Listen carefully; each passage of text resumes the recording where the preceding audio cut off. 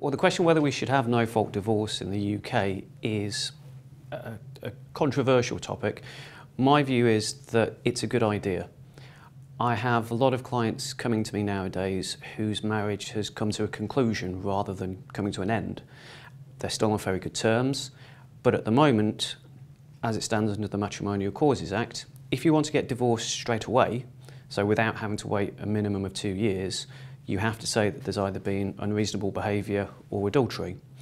Now, very often, if you're still on very good terms with your ex-spouse, you might want to avoid saying anything unpleasant about them because you have children together, you want to keep the relationship on good terms, you want to try and resolve financial matters without having to say anything unpleasant.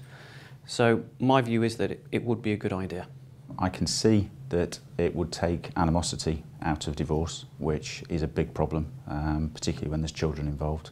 So I think if you took the sting out of separation and took that animosity away, then I think that would help.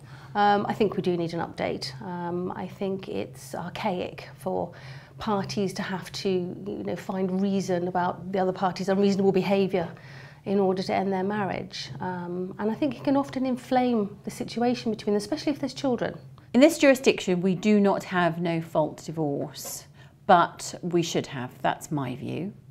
It's a view shared by many other lawyers. There is no such thing as no-fault-based divorce. There is in Scotland and in many other countries, but not in England and Wales. But with the abolition of legal aid, more and more people are representing themselves in court. This is leading to increased pressure on courts. In my view, if no-fault divorce was introduced, that would do away with that pressure. It would lead much more to speedier and less contentious divorces.